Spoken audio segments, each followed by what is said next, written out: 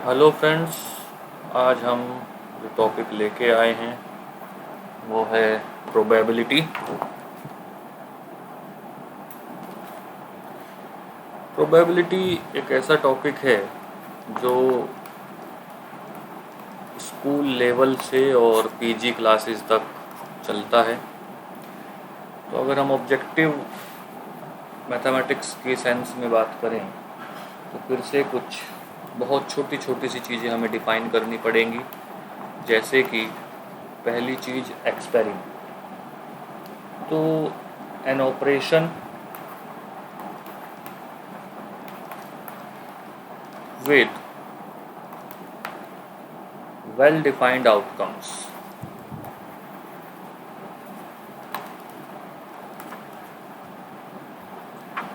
is called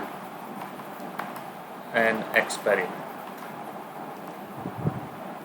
कोई भी वो काम जो जिसका आउटकम जो है वो वेल डिफाइंड हो, जैसे कि सिक्का उछालना या डाई थ्रो करना या ताश के पत्तों में कोई एक्सपेरिमेंट करना, गेम खेलना या किसी थैले में से कुछ निकालना, तो ये सब एक्सपेरिमेंट। अब इसी में एक वर्ड हम जोड़ देते हैं, तो रैंडम एक्सपेरिमेंट। तो अगर पॉसिबल आउटकम्स जो हैं, जो अभी हमने ऊपर कहा कि वेल डिफाइंड होंगे, वो वेल डिफाइंड हैं, पॉसिबल हैं, नोन हैं, बट अनप्रेडिक्टेबल। यानी आप ये नहीं बोल सकते कि ऐसा ही होना है, जिसे हम कह सकते हैं can not be predict, then this experiment, तब ये एक्सपेरिमेंट जो है ये कहलाता है रैंडम एक्सपेरिमेंट। रैंडम एक्सपेरिमेंट के जो एग्जाम्पल हो सकते हैं वो हो सकते हैं rolling N unbiased dice,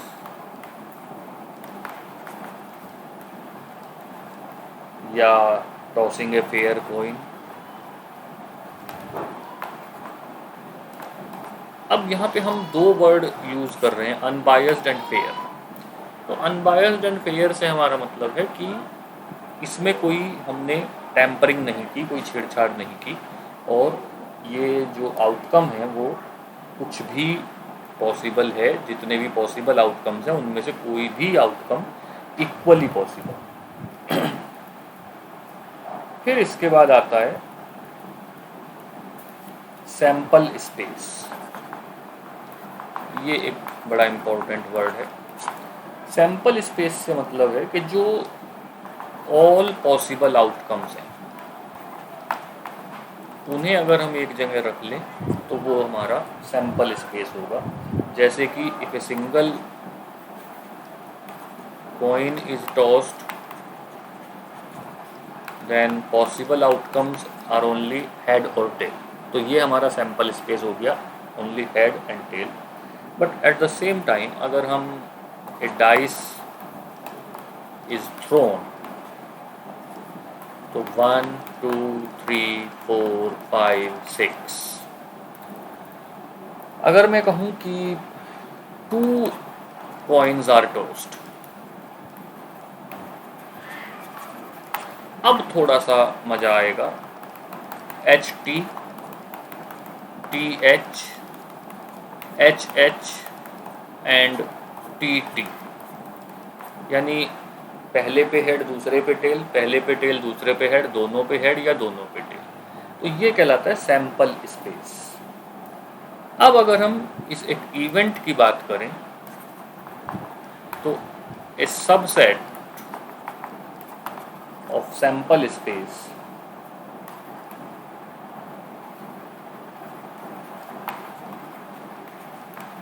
is called an event।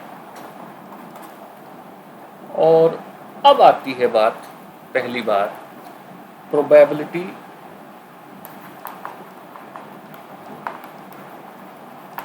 Of occurrence of an event. यानी अब हम कह सकते हैं कि जो हमने इवेंट डिफाइन की, आप पूरे वीडियो को एक बार वापस लेके देख सकते हैं कि किसी इवेंट के होने की प्रोबेबिलिटी। तो ये कब हम निकाल सकते हैं? जब E is a subset of S, यानी E event is a subset of sample space, then P of E is equal to N of E upon N of S। कुछ चीज़ें हम यहाँ से कंक्लूड कर सकते हैं। P ऑफ S, यानी अगर E और S इक्वल हो गए, यानी अगर हम कहें कि सैंपल स्पेस और इवेंट इक्वल हैं, तो वो श्योर इवेंट कहलाती है और इसकी जो प्रोबेबिलिटी होगी वो 1 होगी।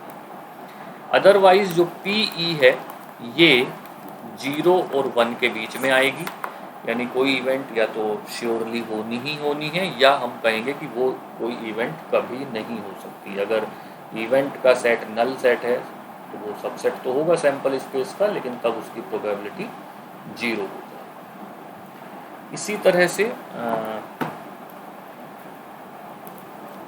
जो एक सबसे इम्पोर्टेंट रूल आप कह सकते हैं वो है P of A union B is equal to P of A plus P of B minus P of A intersection. और अगर A complement denotes not A, यानी A का अपोजिट, तो तब हम कहते हैं P of A plus P of A complement is equal to 1। तो अगर सबसे छोटे एग्जाम्पल के साथ बात करें, यानी जो 5th क्लास में शायद बच्चों को सिखा दिया जाता है, if a coin is tossed then probability of head is equal to 1/2 और टेल इज इक्वल टू 1/2।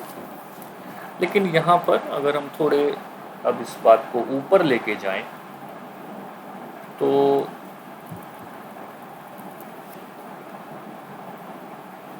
ये एग्जाम्पल शायद वो पहला एग्जाम्पल होगा जो हम डिस्कस करना चाहेंगे। 2 unbiased coins are tossed. What is the probability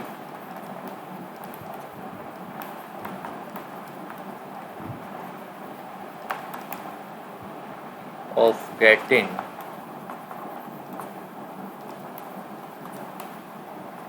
at most 1 head?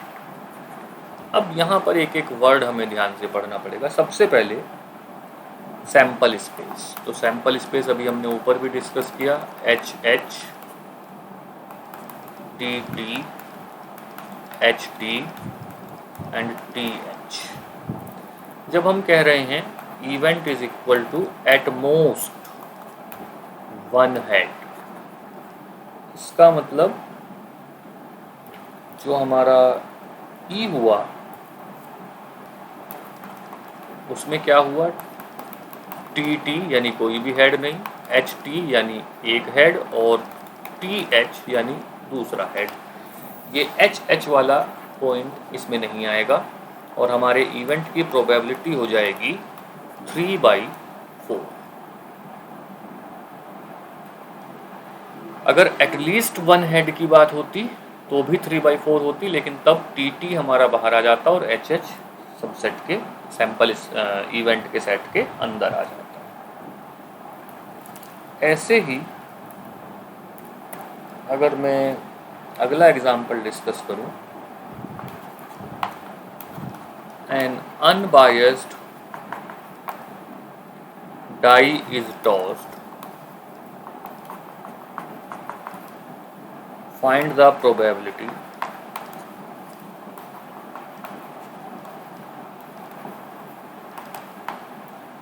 Of getting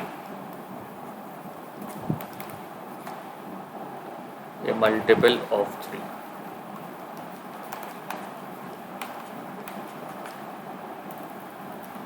तो सबसे पहले S,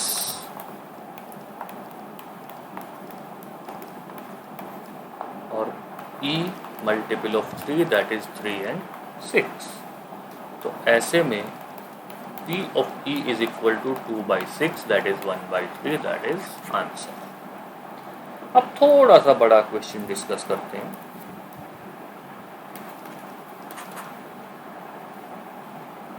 If a pair of dice thrown simultaneously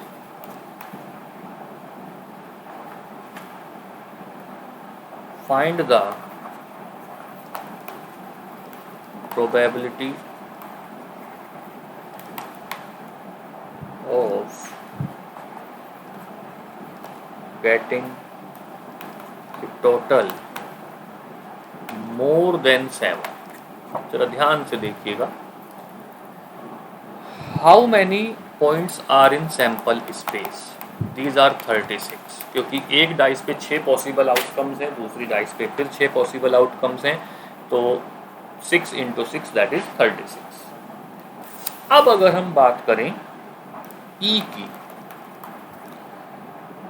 total more than 7, तो टोटल मोर देन 7 के लिए 1 by 1 हम बात करेंगे। पहला 2, दूसरी पे 6, पहली पे 3, दूसरी पे 5, पहली पे 3, दूसरी पे 6, पहली पे 4, दूसरी पे 4, पहली पे 4, दूसरी पे 5, पहली पे 4, दूसरी पे 6, पहली पे 5, दूसरी पे 3, फिर 5 4, फिर 5 5, फिर 5 6, फिर 6 2, फिर 6 3, फिर 6 4, फिर 6 5, फिर 6 6, और यहाँ आके हमारा देखिए हमने शुरू किया मोर देन 7 यानी 8 से, तो 1 में 6 ऐड करने पर तो 8 नहीं आएगा, तो 2 में 6 करने पर ऐड आएगा। यानी पहली डाइस में 2 लिया, दूसरी में 6, पहली में 3, दूसरी में 5, तो तीसरी दूसरी में 6 भी आ सकता है। जैसे जैसे आगे बढ़ रहे हैं पॉसिबिलिटीज़ बढ़ रही हैं,